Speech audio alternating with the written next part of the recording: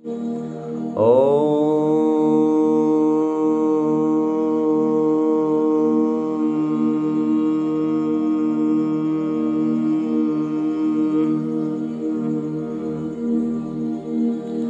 नमन, जय श्री राधे को न्यानो अभिवादन। प्रातःकालीनमा भगवानका दिव्य चरित्रहरूको वर्णन गर्ने क्रममा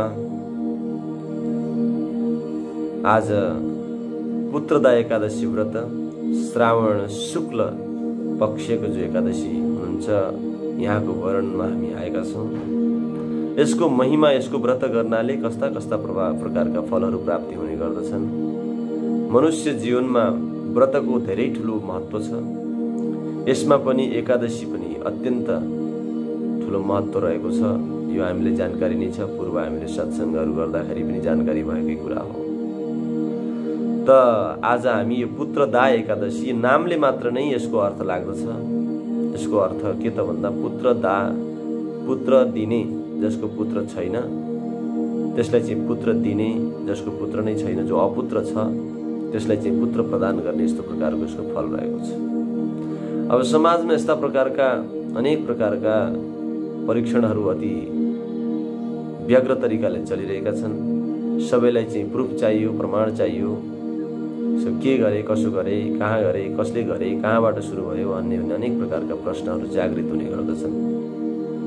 त आदरणीय श्रोतृवृन्द र दर्शकवृन्द, हामीहरूले यो थाहा पाउनुपर्ने कुरा के त भन्दा यो श्रावण शुक्ल एकादशीको जो महात्म्य छ, यो महात्म्य चाहिँ भविष्य उत्तर पुराण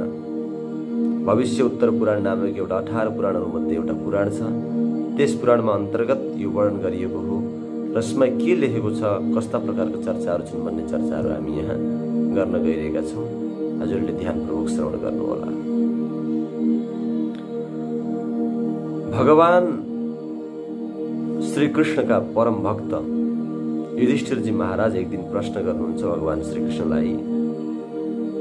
यो पुत्रदाको जो महिमाको, पुत्रदा एकादशी महिमाको जो व्रत छ, को महिमा छ, यसलाई चाहिँ कृपा गरेर म माथि बक्सियोस् भनेर भन्दा तब गएर चाहिँ भगवान श्री कृष्ण यो कुरालाई भन्दै हुनुहुन्छ।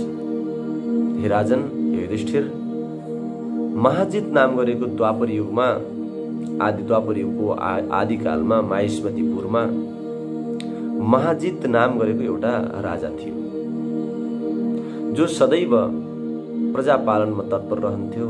प्रजालाई आफ्नो पुत्रवत व्यवहार पनि गर्दथ्यो।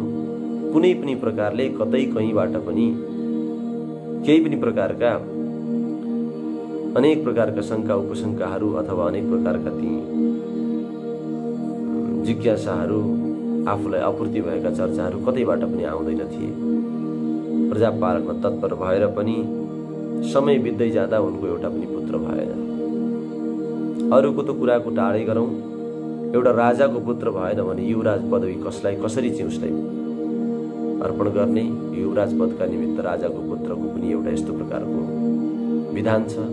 त पुत्र नभए भने ल ठिकै छ, युवराज नभए तापनि देशको अथवा राष्ट्रको अथवा क्षेत्रको संविधान अथवा विधान बदले तापनि, तर पनि उसको आफ्नो राज्य उपभोगका निमित्त अथवा पुत्र भएन भन्यो भने यस्तो प्रकारको चर्चा हुँदैन, अथवा परलोकको गति प्राप्त हुन सक्दैन भन्ने चर्चाहरू धेरै ठाउँमा पुराणहरूमा पनि चर्चा आएका छन्। र यो नितान्त सत्य पनि हो। यसको मनोविज्ञान, यसको विज्ञान एक आफ्नो ठाउँमा छ। हामीले नबुझेर अनेक प्रकारका वेदात्मक दृष्टिले अनेक प्रकारका चाहिँ भौगिक इच्छालाई परिपूर्ण गर्नका निमित्त अनेक प्रकारका सञ्जालहरू बनाइए तापनि पुत्र भनिसकेपछि हुन त त्यो पुत्र होइन, जसले चाहिँ अनेक प्रकारका क्रियाकर्महरू भनेको मान्दैन। त्यो आफ्नो ठाउँमा छ, त्यसका विवादित पक्षहरू एक आफ्नो ठाउँमा छन्। तर पुत्रको महिमा पनि आफ्नै ठाउँमा छ।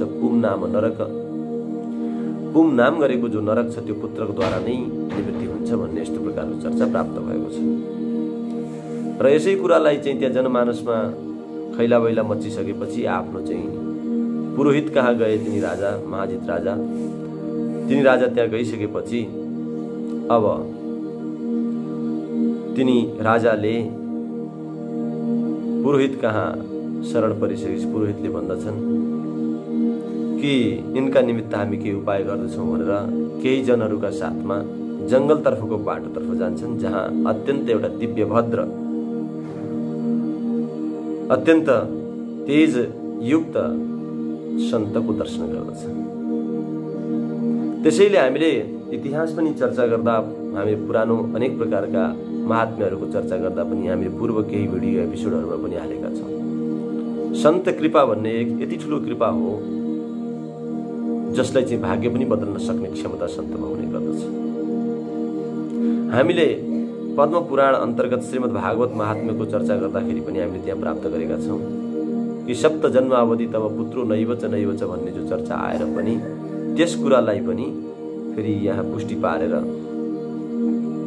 उनले चाहिँ त्यो सन्तको दर्शन गर्न साथ उनले त्यो फल प्राप्त गरिसकेपछि पुत्रको प्राप्ति गर्न सक्ने क्षमता र त्यो आशीर्वाद दिने क्षमता सन्त चरणमा हुने गर्दछ। यसैले हामीले सदैव सधैँ सदैव आज हिजो भोलि, हिजोको त गइसक्यो, भोलि आउँदा अथवा आजदेखि हामीले प्रारम्भ गर्नुपर्दछ कि सन्तको चरणमा सदैव श्रद्धा राख्यो भने हामीलाई फाइदा हुन्छ। सन्तप्रति नकारात्मक भावना राख्नु हुँदैन, सकारात्मक भावना लिनुपर्दछ। यस्ता प्रकारका चर्चाहरू पनि हामीले बुझ्ने गर्दछौँ। तब उहाँ सन्तको शुभ नाम लोमस मुनि हुनुहुन्थ्यो। उहाँ लोमस धर्म तत्त्वज्ञम सर्वशास्त्र विशारदम, धर्मका तत्त्वज्ञ, आखिर धर्म के हो त भन्ने यस्तो प्रकारको व्याख्याता, सर्वशास्त्र सबै शास्त्रका चाहिँ व्याख्याता हुनुहुन्थ्यो, विशारद हुनुहुन्थ्यो।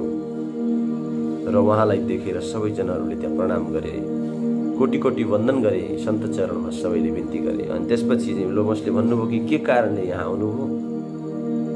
मेरो जन्म त केवल परोपकारका निमित्त हो कि यस्तो प्रकारको चाहिँ उपकार गर्न हामीबाट मिल्छ कि भनेर भन्दा तब जनाहरू भन्दछन् कि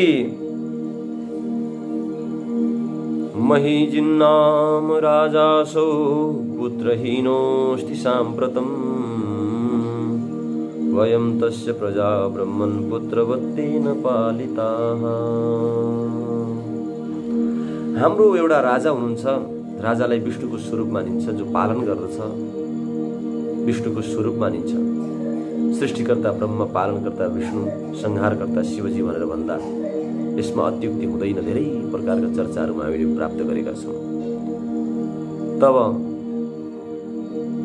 विष्णुको स्वरूप समान मानेर उनलाई पूजन गर्दछन्। र आज चाहिँ राजालाई कष्ट पर्दा प्रजाहरूले सहयोग नगर्ने, जब चाहिँ अनेक प्रकारका आपत्ति, दुःख, विपद, पीडाहरू आइपर्दा राजाले चाहिँ प्रजाहरूलाई सेवा गरेको हुँदा धर्मो रक्षति रक्षितः भनेको यही हो। धर्मलाई रक्षा गर्यो भने धर्मले हामीलाई रक्षा गर्दछ। यो सबैमा त्यही नियम लागू हुने गर्दछ। यो नियम फरक हुँदैन कसैमा। मैले हजुरको रक्षा गर्नका निमित्त सोच गरेँ भने हजुरले पनि मेरो रक्षाका निमित्त सोच गर्नुहुन्छ। मैले हजुरलाई सेवा गरेँ भने तपाईँले पनि मलाई सेवा गर्नुहुन्छ। त भने प्रजाले राजालाई कदर गर्यो भने राजाले पनि प्रजालाई कदर गर्दछ। राजाले प्रजालाई कदर गर्यो भने प्रजाले पनि राजालाई कदर गर्दछ। यो एक आपसमा अनुन्याश्रित छ। कसैले मलाई मान्दैन, मेरो श्रद्धा म प्रति कसैप्रतिको छैन, अथवा मैले उसलाई मान्दिनँ त्यसैले उसले मलाई मान्दैन। आफ्नो श्रद्धा उसप्रति छ भने कोही थोरै केही पर्सेन्टहरू हुन्छन् उनले मान्दैन होला, आफ्नो ठाउँमा छ। तर विशेष गरिकन यो यस्तो प्रकारको हुने गर्दछ। जस्तो प्रकारको दियो त्यस्तै प्रकारको प्राप्त हुने गर्दछ। यो साहचर्य नियम। यसैले अब तिनी प्रजाहरू दुखित भएर पुत्र प्राप्तिका निमित्त केही उपाय छ भने भनौँ भनेर भन्दा तब गएर चाहिँ भगवानका ती भक्तहरू यस्तो प्रकारको चर्चा त्यो गरिसकेपछि तब चाहिँ जब फेरि पुनः त्यहाँ अगाडि गए र लोमस भगवानका भक्त सन्त चरणमा यस्तो प्रकारको बिन्ती श्रवण गराइसकेपछि तब फेरि पुनः सन्त चरण भगवानका भक्त लोमसजीले आज्ञा गर्नुहुन्छ। भन्नुहुन्छ के त भन्दा, हेर मैले यिनको चाहिँ पूर्वजन्मको वृत्तान्त सोद्धा विचार गर्दा यिनी पूर्वजन्म एउटा वैश्यो हम धनिनो निशंस सकृत, एउटा चाहिँ वैश्य थिए जो चाहिँ अनेक प्रकारका चाहिँ के गर्दछ भन्दा वैश्य पूर्व जन्मका यिनी वैश्य हुन् र यिनले धन नभएका कारणले अनेक प्रकारका चाहिँ यिनले कुकर्महरू दुष्कर्महरू गरे। यिनीले चाहिँ जो अहिले महाजित राजा भएका छन् यहाँभन्दा पूर्व चाहिँ वैश्यको कुलमा जन्मेका थिए यिनी। र यस्तै यस्तै क्रममा एकपटकको वाणिज्य कर्म निरतो ग्रामात् ग्रामान्तरं वृषं ज्येष्ठ मासे शीते पक्षे द्वादशी दिवसे तथा। ज्येष्ठ मासको द्वादशी तिथिमा मध्याह्न चाहिँ एउटा जलाशयमा चाहिँ पुगेका थिए। जलाशयमा पानी पिउनका निमित्त प्यासाकुल भएको एउटा गौमाता आफ्नो बाच्छा सहित त्यहाँ आउँदै थिए। वत्स सहित बाच्छा गाई त्यहाँ आउँदै थिए। त्यही आएको अवस्थामा उनलाई पानी पिउन नदिएर आफूले पानी पिए। त त्यस प्रकारले चाहिँ उनले यस्तो प्रकारको पाप गरेका कारणले तिनले चाहिँ के गरे त भन्दाखेरिमा र तिनले त्यो यस्तो प्रकारको अपराध गरे। तिनले गाईलाई त्यहाँबाट हटाएर स्वयं जललाई पिदिए। यो घोर पाप गरेका कारणले गर्दा आज चाहिँ महाजित यो जन्ममा चाहिँ अपुत्रताको प्राप्त गरे अथवा पुत्रहीन भयो भनेर भन्दा उसको उपाय के छ प्रभु भनेर भन्दाखेरि तब चाहिँ लोमसी भन्नुहुन्छ यिनको उपाय भनेको श्रावणको शुक्ल पक्षको एकादशी जो तिथि छ यसलाई पुत्रदा नामक एकादशी भनिन्छ। यही पुत्रदा एकादशी व्रत गर्यो भने यिनको पुत्र हुनेछ भनेर यस्तो प्रकारको सन्देश प्राप्त गरिसकेपछि भगवानका भक्तहरू भगवानको प्रसाद प्राप्त गरे झैँ गरेर तिनीहरू त्यहाँबाट फर्के र त्यो राजालाई चाहिँ त्यस्तो प्रकार चर्चा गरे र पछि गएर उनले ठिक समयमा यही व्रत गरे। यही पुत्रदा एकादशी व्रत गरिसकेपछि तब गएर पछि उनको पुत्र पनि प्राप्ति भयो र यस लोकमा सुख भोग गरी अरू लोकमा पनि अत्यन्त आनन्दमग्न हुन गए भन्ने यस्तो प्रकारको चर्चा भविष्योत्तर पुराणमा यही चर्चा चाहिँ भगवान श्रीकृष्णले युधिष्ठिरलाई भन्नु हो र त्यही चर्चा चाहिँ यता लोमसजीले चाहिँ ती जनहरूलाई भनेर पछि गएर यो पुण्य प्राप्त भयो र यो विधि पूर्वक हामीले पुत्रदा एकादशी व्रत गर्यौँ भने सबैको कल्याण हुन्छ। जय श्री राधे। हरि ओम। पूर्णमदः पूर्णमिदं पूर्णात् पूर्णमुदच्यते पूर्णस्य पूर्णमादाय पूर्णमेवावशिष्यते। ओम शान्तिः शान्तिः।